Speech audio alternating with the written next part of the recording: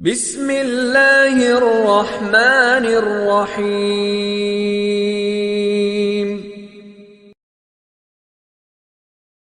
بسم الله الرحمن الرحيم. In the name of Allah, the most gracious, the most merciful. لا إله إلا الله لا إله إلا الله لا إله إلا الله لا إله إلا الله لا إله إلا الله لا إله إلا الله. السلام عليكم ورحمة الله وبركاته.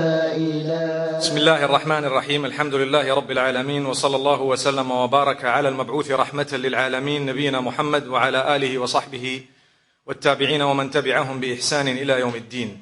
As always, we commence by praising Allah subhanahu wa ta'ala, sending blessings and salutations upon Muhammad sallallahu alayhi wasallam and all his household, all his companions. May Allah bless them all and all the previous messengers and all their companions as well.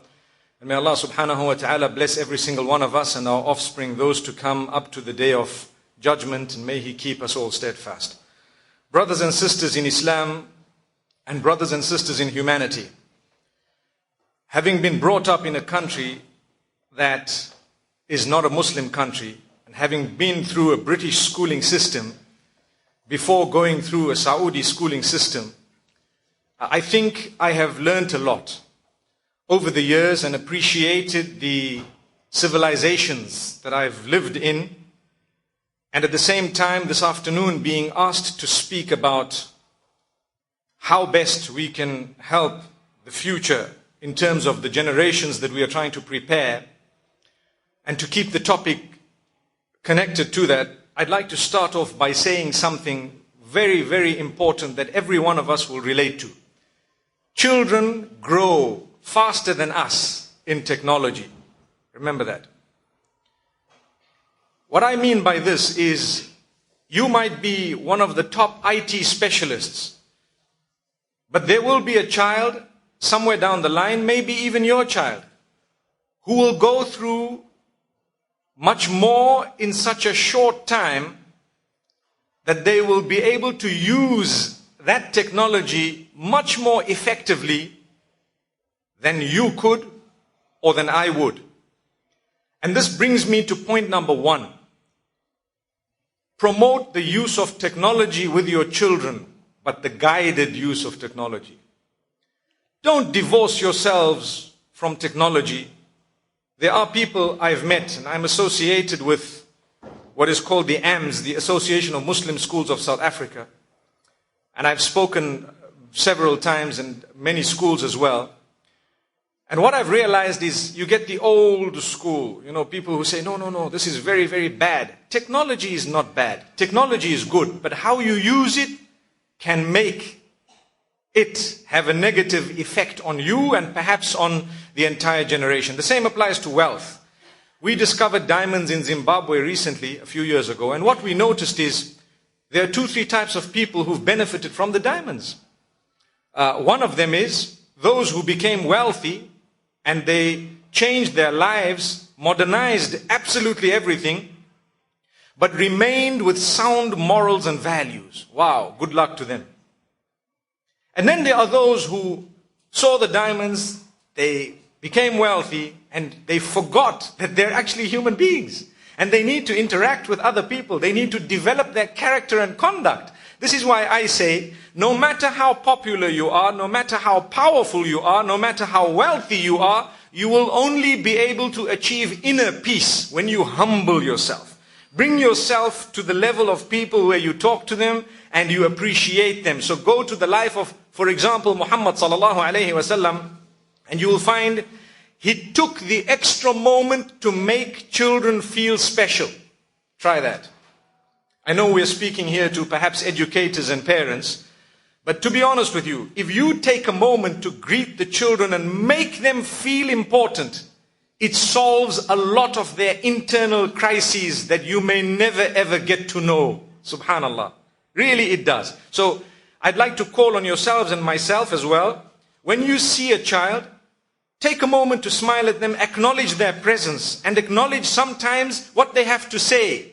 Treat them with such a special treatment that they feel we are part and parcel of this community, and we mean a lot. I mean a lot. If a child has something to say, gone are the days when they would just look at you and say, I wish I could have said this. Now they should be able to come with respect and say, sorry sir, I tend to disagree. How do you react when they disagree with you? If you're a Muslim, and even if you're just an educated person who might not be a Muslim, you need to understand your reaction to disagreement will go a long way in educating that particular child who disagreed with you. So people will come and say, I think Islam is barbaric. Wow. Okay, you think Islam is barbaric. Hey, shut up, keep quiet. Who the hell do you think you are? Don't you know? That's just confirming how barbaric they think it is. That's what it is. But you need to say, okay, tell me why, or we'll talk about it, don't worry, take it easy, go and enjoy yourself, next week we meet. And let them have the gap, you have the gap, you can actually think about it. This is just an example I've given you off the cuff. But to be honest, when you get back to them and when you try to explain to them and let them see the light, I have cases where people have told me, that beard put us off. I'm honest with you, I just saw it and I said, not this guy. And I said, okay, not a problem. I said, it's fine. I appreciate, how you think and so on. But perhaps it's just because of the stereotyping of the globe. You need to give people a chance. You need to know not everyone is the same. People follow what they believe is right. But what makes you a person is when you can discuss with others, when you can explain to others, when you can arrive at some form of an understanding. And this is why when it comes to matters of different faith, a few moments ago I was speaking with some of the members of staff and a very important point came up and I thought maybe I'd share it with you, very interesting. And that is, a lot of people, Muslim and non-Muslim, do not know about other faiths. They don't have a clue. So they think these people are barbaric, not because they are barbaric, but because they don't know. They have no clue. And one of the solutions I found to be very, very helpful is to pick out common points amongst religions and promote them with the children to say, this is not just an Islamic teaching. Did you know Christianity teaches this and Judaism teaches this? What will happen is the child will begin to understand, and we are preparing people who will be tolerant people of tomorrow. Not the barbaric people of today that we see. But what happens is the child will see that, wow, this faith is also a heavenly faith. They are trying to, promote goodness. They have morals. They have values. A lot of people think the barbarism that is across the globe is because we're trying to follow our religion. So part of it is to be intolerant. That is highly unacceptable. We live in non-Muslim countries where, to be honest with you, we enjoy the freedoms that they have offered us. And at the same time, we have managed to understand our own religion in a very, very balanced way, where you look at others and appreciate them. If I am different, and I think differently from you, it does not make you a bad person or me a bad person. We need to arrive at a common understanding. The reason why I'm spending a little bit of time saying this is, the generations to come are in your hands. You're either parents or teachers.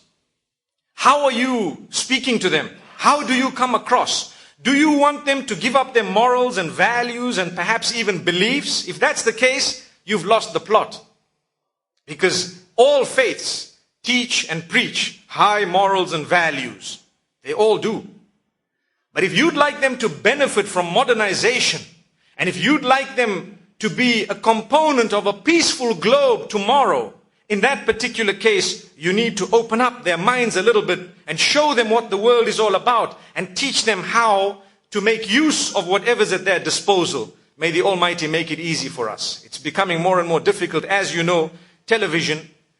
I was at the hotel this morning and I'm not a TV fellow. I'm a reality fellow, So even the shows they say are reality shows are in actual fact sometimes, not as real. But I opened up the booklet in front of me, from where the remote was on the side of my bed, and I was shocked to see 75 channels. I said, wow. Imagine if a typical male would be flicking all night. Wow. Do you know that? A typical male would be flicking all night, doom, doom. And wife would be saying, can't you just stop at one? You know, I don't know if you've come across that, but it happens. Maybe you haven't seen it because you've all got your own TVs, so that problem solved. But then I thought to myself, I said, it's so difficult to help your child make up his or her mind as to what to watch. Because if you're going to say, don't watch TV, they might come up and say, are you living in the 60s? Are you a Stone Age person? So you have to come up with a suitable alternative. And what is the alternative? To guide them, to tell them, wow, this is excellent. Let's watch it together. Spend a bit of time with them. Or have a comment or two, have a little incentive or two. Everyone has a different situation. But if you let it pass unguided, you're wrong.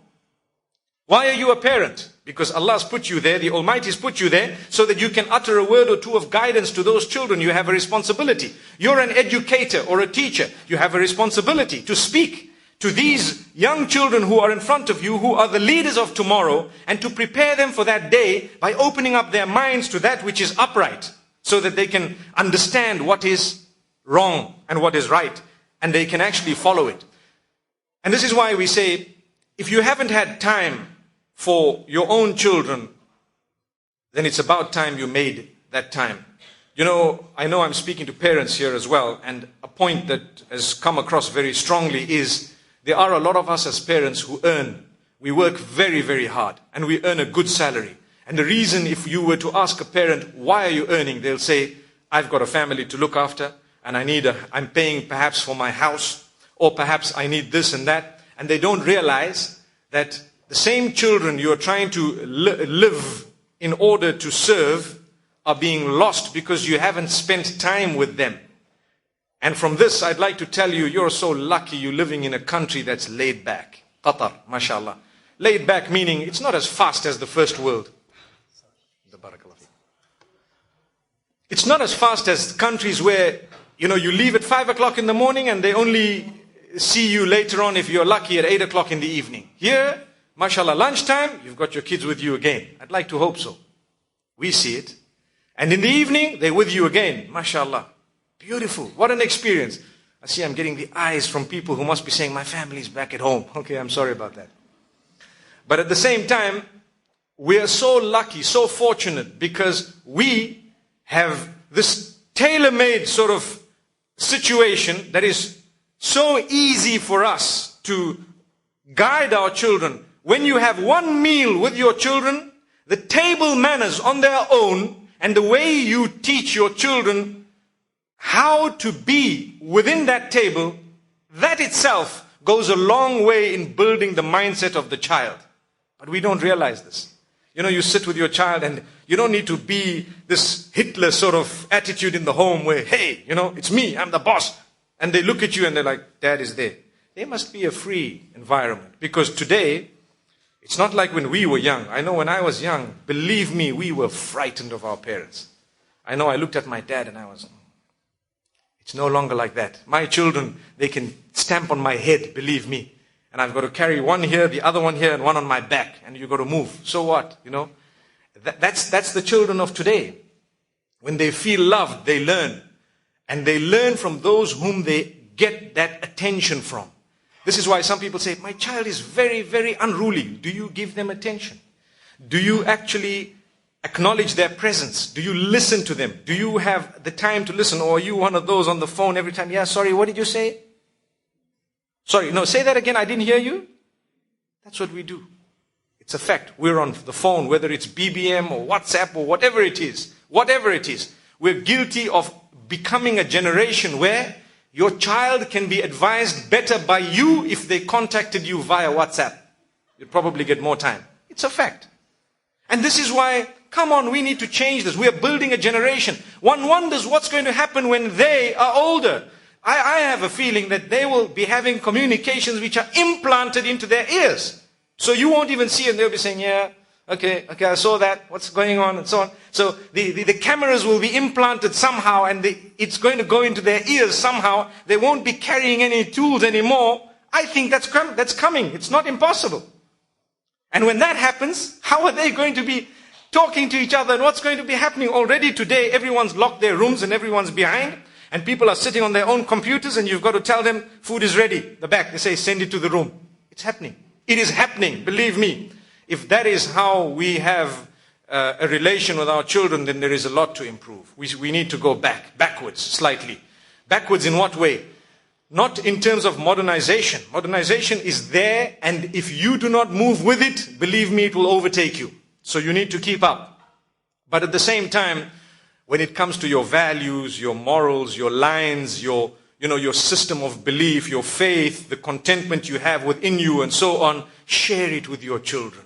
And share it with those whom you are teaching by being upright. Extremely important. When we have educators, for example, we're all human beings. We all have bad habits. When I say bad habits, some people have worse habits than others, and we're all trying to work on our bad habits. But when you're teaching children, you leave your bad habits outside the school. They stay there. So once when I said this, one of the educators or the teachers told me, "Are you preaching hypocrisy?" You know what that means? That means you're telling us to leave who we are outside there, and when we come here, we must be somebody else? And I said, no, I'm telling you, your bad habit is not good enough to be shared with the children, so leave it outside the door, so that you can promote goodness, and you acknowledge that it's bad. I'll give you an example.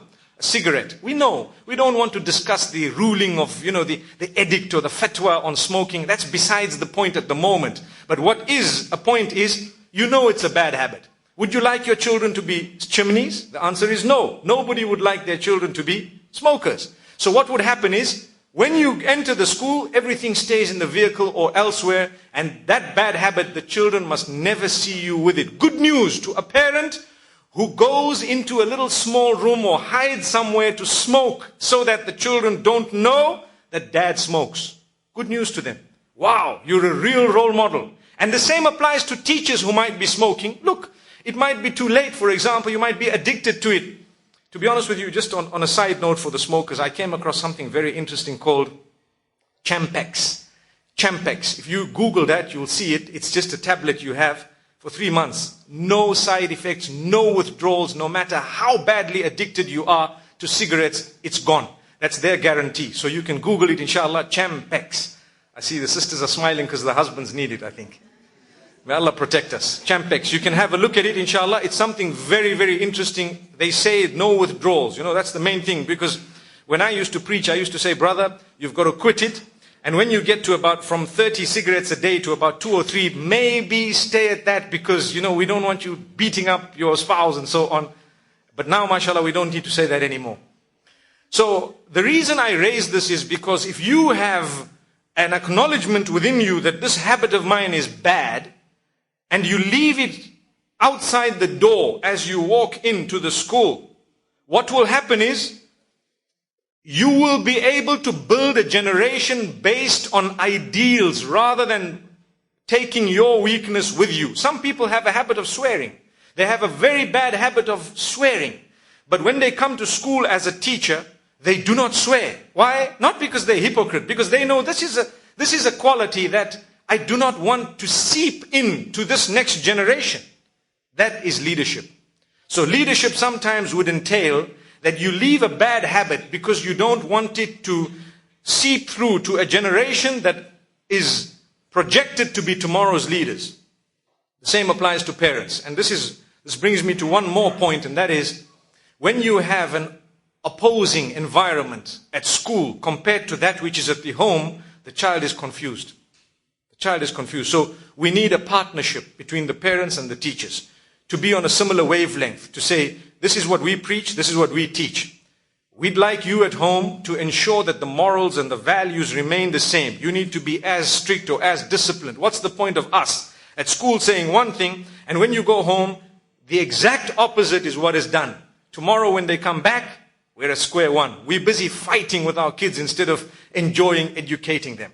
So this is something that we as parents also should not, meaning the negative qualities, we should not accept. Your child swears, you need to know how to deal with them. There was a time, many years ago, when corporal punishment was the in thing. It's banned in most countries at the moment because there are more effective ways of dealing with children.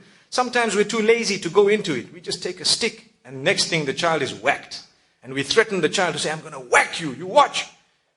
Is that how you're going to build tomorrow's leaders? If you have a habit of wanting to whack the child for every error they've done, let me tell you what happens. When they become a president, one day inshallah, anyone who disagrees with them, they will whack them, won't they? That's what we have on the globe today. Every little disagreement we have, we are whacking the guy. Why? Because that's what we were taught when we were young. I disagree with you a little bit, and next thing, the bombing starts. Allah protect us. I disagree with that guy, and the killing starts. And I disagree with this man, and the gun is out. What's that? Sometimes it's an attitude that was built from the school, and it comes up as the child grows, because the child was never taught that there is a scope of disagreement within which you will have to live. Amazing, amazing. Not everything I say will be palatable to everyone here, but there will be something I've said that you might take home. And the same applies. You might say something, not everything you say will be totally acceptable to me, but there will be something that I will learn from you that I will take home. This common factor is far greater than the little disagreement we have. You know, I was seated in an aircraft because I fly a lot. So we meet all sorts of people, mashallah. And I was seated in an aircraft. I'm going to share it with you because I think it was very, very interesting. I jumped onto the plane. I was the last guy on. And as I went in, I just seen people look at me. Whoa. And I just, it's my opportunity. Come on. You don't even know who I am. And then there was a space next to this one lady, elderly lady. And she just, you know, she actually moved to the side. Whoa, what's going on here? And I just went in, I said, I nodded my head, morning. She looked at me, and I sat down. A moment later, a while later, they handed out landing cards to the UK. And I needed one of them, so I basically took a card, and I stood up to take something out of my bag, and I seen everybody looking at me. And I'm thinking, you know, this is a stereotype. This is something disastrous, because really, I do not want to give up my identity. And at the same time, I need people to know that, come on, because of 2-3 guys, you don't mess up the whole population. And so what happened is, I took my passport out, I took my pen, and I started filling a form. And I can see she's looking from the corner of her eyes. And mashallah, because we studied and we worked very hard, we went through, as I told you, a British system. My handwriting is actually neater than the average person, alhamdulillah. So what happened is, I was writing as though I was typing. I did a course in calligraphy as well when I was at school. So you can imagine, if you got any certificates to write, give them to me, inshallah. So I'm busy writing, and she says, she's looking, and I can see there's something interesting here. She says, do you speak English? I said, yeah, English is my first tongue. I said, do you speak English? She says, yes, I do. Where are you from? I said, I come from Zimbabwe. She says, I can see that, you know. She says, wow, I lived there before. Do you know that? I said, okay. You lived there before. Oh, that's great. I said, I know so many people in Zimbabwe. I'm sure you'd know of you. She says, I said, who do you know? She said, I've got, okay, I won't take the names, but she says, my grandchildren are there. Guess what? Her grandson sat next to me at school. And we got talking, and she was like, oh, so great to talk to you. You know what happened? The whole aircraft was now so happy that these two are talking. Wow. And I thought to myself, I said, this is education. She has just been educated that there are some decent people who want to stick to what they believe, and yet they really acknowledge that you also have the right to stick to what you believe. I'm not here, you know, to convert you. I'm not here, and I'm not here to call you an infidel solely because you have a different faith compared to mine.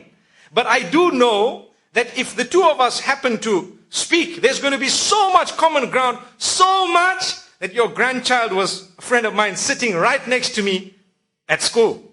Amazing. And I recall a very good youngster, and we had a good discussion and so on. But the point being raised is, if we are not going to speak with one another, if we are not going to communicate, we will not understand that, you know, we really can contribute towards a better globe by being people who can learn from one another, tolerate, see, understand, you know, value each other. The same way, you know, one might think, I don't need you. Well, I might think I don't need you too, but if the Almighty would like to create that need, don't say, I don't need you. No. You're a human being. You are my brother and sister in humanity, to start with. And we are all the children of Adam. May peace be upon him. And then what happens? If tomorrow I see you somewhere, and I have done it more than, in fact, countless times, I don't even know how many times, when I've seen elderly people, when I've seen people who are perhaps disabled, I insist on helping them a little bit, even if it means slightly. And wallahi, I promise you, that insistence educates the people as to the mindset of the average Muslim. To be honest with you, because I give you an example. I saw a nun that landed with us in Johannesburg, and she was quite an elderly person, and she was trying to grab her bags, get hold of her bags from the carousel. And I was there, a young man, and I said, look, please, mum, can you stand aside? I will get your bag. Just point at it, and I'll get it for you. And she just looked at me. Why? Do you know why? She was in the process of being educated. That's what it is. She's receiving some form of education free of charge. Yeah, I know, Al-Maha, I hope it's free anyway. So, what happened? And I grabbed hold of a heavy bag, got hold of it, put it onto her trolley. There were 2 pieces of luggage, put it on, and I said, if you wait for a moment, I can help you push it. Let me just get my bag. She said, no, it's fine. I can push this thing here. And then she says, do you have a business card? Wow. I was thinking to myself, she wants a PhD now. It's a fact. She's just been educated. Now when I took it out and she saw Zimbabwe there, she said, I'm from there as well. And I said, what's up with Z? It's right at the bottom of the alphabet, but so many people are there. And she says, you know what? I come from this and this place, she explained, where if you have a moment, you can come and visit us there. I said, I will. Inshallah, if I get a moment, I will. And I haven't yet been there, but I'm planning to actually go and visit them and see if she is still there, and maybe have a bit of a chat on religion and so on. She was a nun. And this is amazing. The reason why I say this, like I started this talk telling you that when you have been brought up in a non-Muslim country, sometimes you have a better understanding of your religion when it comes to relations with others and how to be able to treat people of different faiths and to look at them and to acknowledge them and to benefit from them and they benefit from you. And there is no harm in discussing matters with respect of faith as well. Because people would like to know, like I would like to know. I've asked many questions to many people and they've asked me. And I don't feel bad. Even if they come and word it initially so badly, I need to prove to them that, Islam is not what the general globe is made to think it is. It's actually something very unique. It's something that is rapidly growing, and even if we say that's besides the point, but if you were to stick to its proper values and preach it correctly, you would actually make the world a much more peaceful place. And the same applies to people of other faiths. So this is why we say, when we're building tomorrow's leaders, inshallah, we need to bear all this in mind, spend time with our children, teach them the goodness of the globe, let them modernize, let them go beyond, inshallah, what we have. We'd like to see our children excel far beyond us. And they will, because technology, like I say, the S4 was released on the 27th of April. They're already speaking of the S6 in terms of the phone being manufactured. And the technology is far ahead what is actually released to the public. You need to know this. So, if we see our children and we love for them to be above us in certain aspects, we would actually have to see them grow far beyond us. We need to sow a good seed. And what's that seed? Show responsibility, show respect of others. A lot of us are guilty. Okay, I know I'm speaking to educators and parents, but I speak for humanity at large. When we have those working for us, we're guilty of not speaking to them with respect. That's something that our children watch. And when they watch us speaking to those, whether it's a helping hand at home, whether it is someone at the school, when they watch us speak to them with disrespect, they're educated. How are they educated? They are taught that if there is a person you pay, you can treat them as you wish. And that is one of the worst pieces of education. It's not even education. It's something so bad that you could ever leave behind for your child. I give you my example. And I'm not saying I'm a saint or anything. We're just ordinary, normal human beings. I will go out of my way to greet a child. I will go out of my way to make sure that a helping hand feels more important than your average person. And I've seen the results of it. And I call on you to do the same.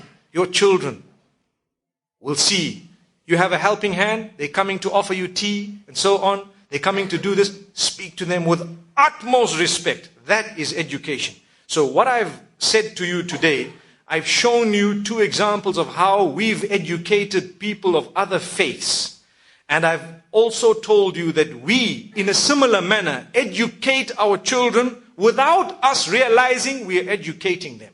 They might have a PhD from school, but the PhD they got from the home is far more effective, plays a bigger role in their general living and the standard than that one. Yet we don't even know we were the ones responsible for this. So let's be, inshallah, people who can, stand up to whatever we believe, inshallah, and at the same time, these morals and values, we want to enhance them. You notice the globe becoming so advanced, one hand, and the other hand, morality is dropping, values are dropping, tolerance is dropping, people are becoming more and more intolerant, they're getting angry and upset. I have a little son, and somebody gave him, he's 6 years old at the moment, and somebody gave him an iPod. And the little boy got hold of it, Dad, and I tell him, you know what, you need to earn the hours. This is how I play, it's my game. So he does certain things, he earns an hour. He does something else, he earns half an hour. And then he gathers a few hours and he gets it, and there's a sand clock that goes the other way, and he can have it for that period of time. So within a short space of time, he's already on a game, and he's already, without a lie, one of these racing car games on a global level, they connected onto Wi-Fi, so he can race with people who are in another country. And he's only 6 years old. And when I was told this, he's telling me, oh, there's a guy from Czechoslovakia who's faster than me. I said, what? But this guy, he's just been on it for a little while. And I thought, subhanallah, look at these guys. They're playing with people from across the globe, a game. I'm racing, but the guy next to me is being controlled by someone somewhere. I don't believe this is going on. And then when his time was up, he says, no, Dad, come on, 5 more minutes. No. And then I said, okay, 5 more minutes, And 5 more minutes. 5 minutes becomes 10 and 10 becomes 20. Then you got to say, you know what? You got to pause this thing. But I'm going to lose. Now what happens is, he started becoming very irritant in the sense that his level of tolerance was becoming lower and lower. And this is a real life example. So he's angry. He's always upset. Any small thing, he wants to get back to the game. Now I realized, you know what? We're going to need to think of a different solution here. Because people are becoming intolerant. As much as we'd love for children to play games, but you need to consider the negative aspect. So what do I do with him? I say, forget about Czechoslovakia. I will race with you. Beat me. So when he's racing with me, I can control. Now people might say, oh, but you're such a scholar of Islam. Do you really play computer games? I don't, and I don't want to. But I'm forced to. And I need to know how it works. SubhanAllah. I wouldn't like you to picture me doing that. But anyway, you have to do it. You are building generations. What's the point of going and speaking to the whole world when your own family is crying for you and they're waiting for you to be their real leader and you're not there for them? What's the point? You need to spend some time. So I said, look, son, I will race with you. Come. He's excited. He's waiting for me. He says, Dad, I'm going to show you. I said, no ways. In real life, I know I drive very fast and I'll show you even on the game. I show you, I'll beat you. So inshallah, we hope these are just different solutions. You've got to be very fast in your thinking. You've got to think solutions which are not made up of laziness.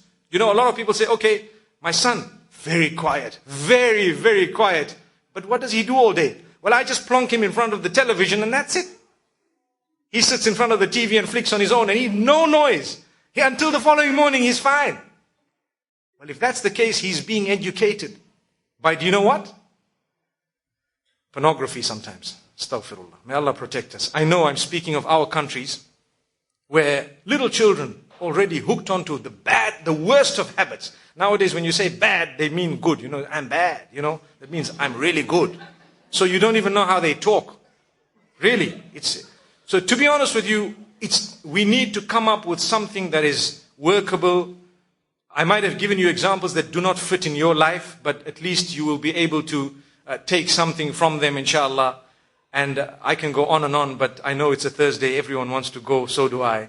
So until we meet again, brother, I hope and I pray I've said a few words coming from someone of, my own status, or should I say, a little guy from Zimbabwe. And I appreciate that you've come here to listen to what I've had to say. It's just a word that I've had to share with you. We stand for education for male and female, definitely. People think education is not for females because we are Muslims. I think that is lack of education that makes them say that. And at the same time, we also stand for tolerance and peace, and we promote that actively, and we believe that education goes a long way in promoting whatever we stand for. So I hope that we can actually be people who can stand up for all this in terms of goodness, and we can be on the lookout for any negativity and try and eradicate it or deal with it in the best possible way so that we can be an asset to the future. And until we meet again, we end off saying, وَصَلَى اللَّهُ وَسَلَّمَ وَبَارَكَ عَلَى نَبِينَ مُحَمَّدٍ سُبْحَانَ اللَّهِ بِحَمْدِهِ سُبْحَانَكَ اللَّهُمَّ وَبِحَمْدِكَ أَشْهَدُ أَن لَا إِلَهَ إِلَّا أَنْتَ أَسْتَغْفِرُكَ وَأَتُوبُ إِلَيْكَ